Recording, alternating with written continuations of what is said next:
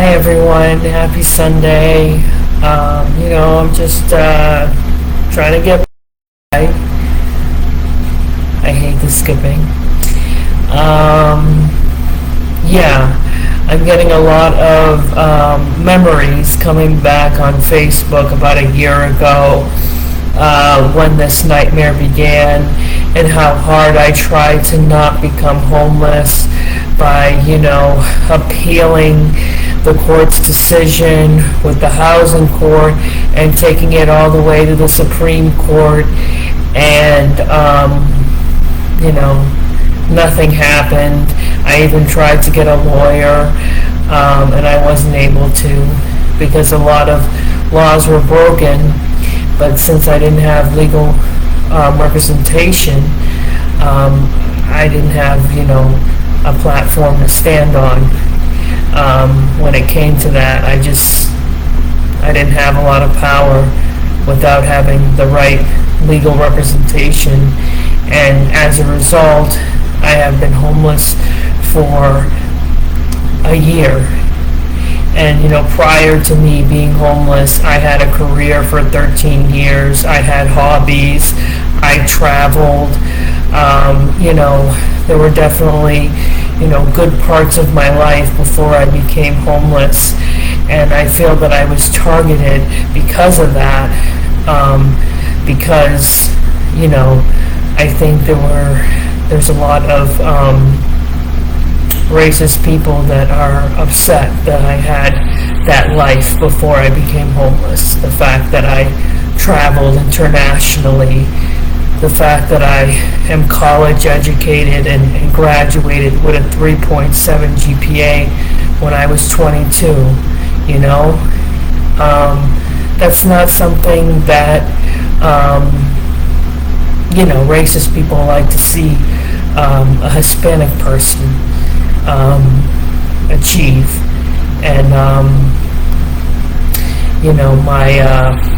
my ex-husband is white. My last name is Donovan.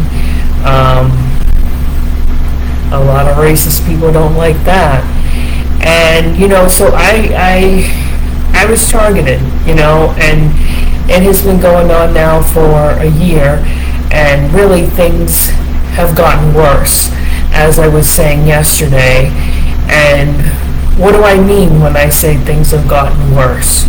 Well, it all went downhill once I had to get rid of my car in September of last year. That just made it a whole nother level of difficult when it came to being homeless. But it's gotten worse when I go to hospitals asking for help, or, when I'm not feeling well. They really dismiss me. They dismiss my symptoms. And, the treatment I'm getting is worse. Like, as some of you watched that video, that maybe was about a week ago or so, that I went to Newton Wellesley Hospital because I had flu-like symptoms, and I was seen in the nighttime, and I was thrown out of the hospital at the middle of the night. And I didn't expect that to happen. I was very civil with them. I asked, it was 3 in the morning when I got discharged, and I asked, can I just hang out here for a couple of hours in the waiting room quietly until public transportation comes? And usually hospitals are okay with that, because I just mind my business. But the security officer, he wasn't having it. And originally, they did, they did send me an Uber, and then the Uber drove off. And I asked for another Uber, and they refused to give me another Uber.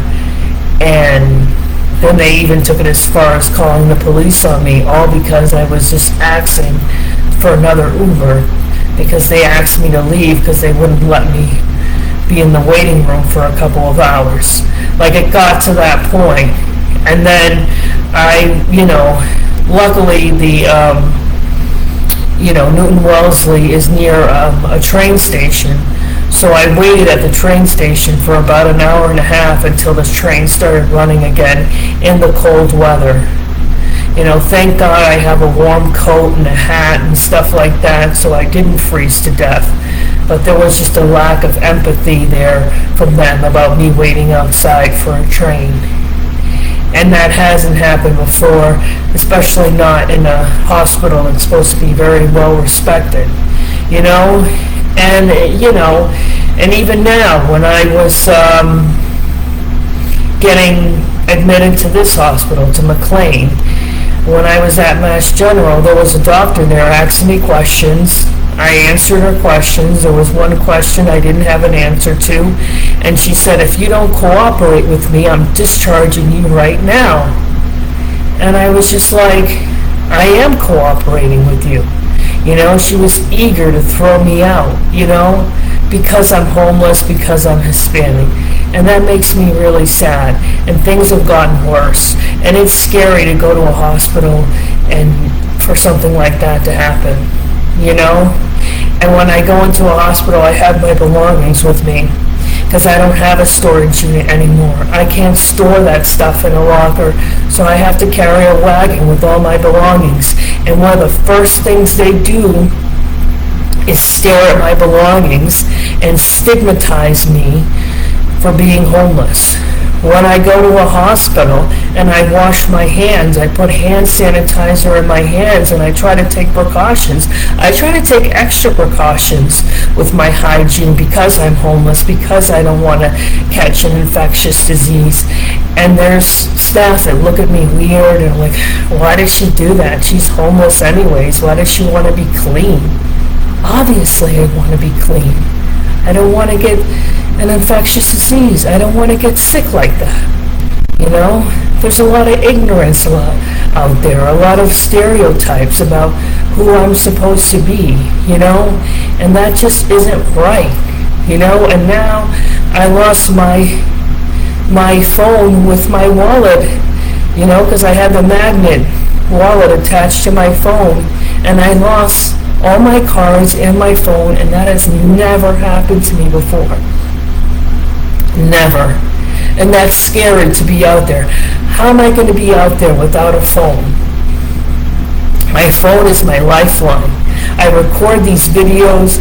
I record traffic videos to save my life, to make sure that I'm okay, to make sure people don't get away with as many things. Because believe me, they want to mistreat me as much as possible. And to not have my cards, to not be able to access money easily, the license, I have to now get my passport, and hopefully nothing happens to my passport, It's just horrendous. I have been going through this for a year. I have applied for housing. I have reached out to, postings about rooms. I have looked for jobs.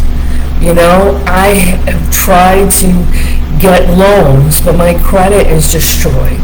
I am stuck in this inhumane situation for a year now. I need help. I need to get out of this situation once and for all. And I need people to help me. I'm asking for donations. Donate to my GoFundMe or donate to my Venmo if you're able to. Because right now I do need the money, especially after losing my phone. But I need to get out of this situation. I have RAF right now. I have RAF. And I can't even use it. Because I haven't been able to find a place. It's crazy. Please help if you can. Well, thank you for listening, and I'll talk to you guys soon. Bye.